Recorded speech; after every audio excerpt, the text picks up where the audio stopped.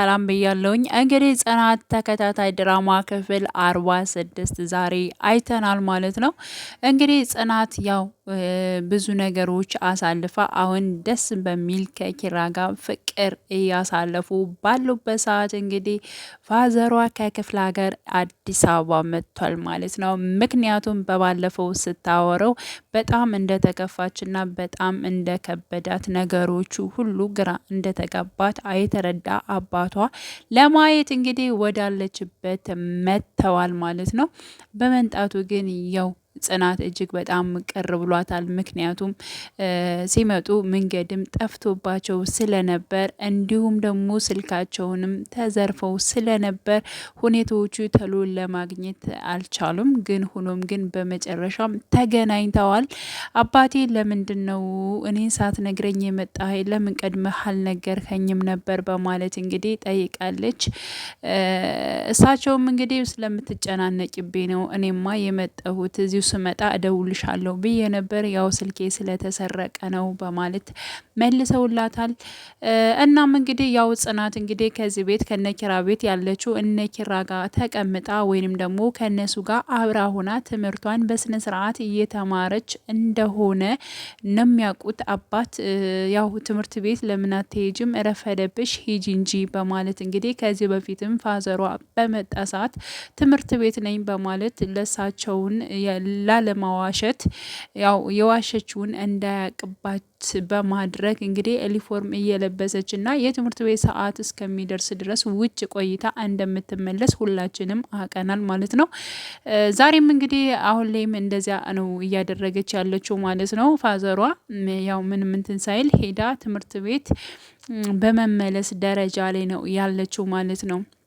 ግን ደግሞ አባት በጣም ጠርጥረዋል። ስለ ትምህርቱ አይመስለኝም በነገራችን ላይ የጠረጠሩ ግን ከኪራ ጋር የሆነ ነገር እንዳለና ስለ ፍቅር ስለምን እንዳለ የተረዱ ይመስለኛል ማለት ነው። ከአንቺ ብትነግርኝና አንቺ ከራስሽ አፍ ቢሆን እጅግ በጣም ደስ ይለኝ ነበር፣ እኔ ግን ልቤ ሁሉን ነገር ይነግረኛል በማለት እንግዲህ አባት ጠርጥረዋል። እንግዲህ የኪራ አባትም እንግዲህ ወደ ነ ኪራ ጋር መጥቷል ማለት ነው። እንግዲህ አጋጣሚዎች ሁሉ ተገናኝተዋል። ይህን አጋጣሚ በመጠቀም እንግዲህ ኪራ ማድረግ ያለበትን ነገሮችን ለማድረግ ዝግጁ ነበረ። ግን ደግሞ ጽናት እምቢ ብለዋለች። ምክንያቱም ኪራ ያለውን ነገር እውነተውን መናገር መቻል አለብን፣ በቃ አንቺም ትምህርትሽን እንዳቆምሽና ነገሮቹም እኔም አንቺም ፍቅር ላይ እንዳለነ ሁላችንም እንደተፈለግነ እንደተዋደርነ ለቤተሰብ ማሳወቅ አለብን፣ አጋጣሚው እጅግ ጥሩ ነውና በማለት እንግዲህ ለእሷ ጥያቄ አቅርቦላታል። እሷ ደግሞ በፍጹም አይሆንም፣ የኔ እንድማርለት ስንት ነገር ላደረገኝ አባቴ በዚህ ሁኔታ ላይ ከክፍለ ሀገር አግቢ ሲል እምቢ ብዬ መጥቼ አሁን ላይ ግን ትምህርቴን ትቼ በዚህ መልኩ መገኘትም ወይም ደግሞ እንደሆነም ደግሞ ማወቅ የለበትም አባቴ። ስለዚህ አይሆንም፣ አሁን ላይ እንደውም እኔ እናንተ መዋደድም የለብንም፣ ዝም ማለት አለብን በቃ ለተወሰነ ሰዓት፣ ስለዚህ ዝም ማለት አለብን በማለት መልሳለታለች። እንግዲህ የእሷን ነገሮች በሙሉ እንግዲህ አከብራለሁ በማለት እንግዲህ ኪራ ቃል ገብቷል። ምክንያቱም ነገሮቹን ግን ብንናገር ውሸት እየተደበቀ በመጣ ጊዜ ሌላ ችግር ያመጣል። ግን እውነተውን አውጥተን ለቤተሰብ አሳውቀን ግን ያለውን ነገር ላንቺም አባት ለኔም አባት አውቀው ግልጽ ቢሆን እጅግ በጣም ደስ ይለኝ ነበር። ግን ደግሞ ከአንቺ ሀሳብ መውጣት አልፈልግም፣ ግን እንድትጨናነቂ አልፈልግም። በቃ ነገሮችን ቀጣይ አመት ትምህርትሽን በስነስርዓት ትጀምሪያለሽ በማለት እንግዲህ ሀሳብ ሰጥቷታል ማለት ነው። የኪራ አባትም እንግዲህ ያለውን ሁኔታ ኪራ ለአባቱ አሳውቋል። እዚህ ቤት ጽናት በቤት ሰራተኝነት ሳይሆን ትምህርቷን እንደምትማርና ከኛ ጋር ተጠግታ እንዳለች ነው ፋዘሯ የሚያውቀው። ስለዚህ አባቴ እባክን እንዳትነግረው፣ ትምህርቷን እየተማረች እንደሆነ ስለሚያውቅ እንዳትነግረው፣ የቤት ሰራተኛችን ነች ብለህ በማለት እንግዲህ ኪራ ለአባቱ ተናግሯል። አንተ ከመቼ ወዲህ ነው እንደዚህ መቆርቆር የጀመርኸው?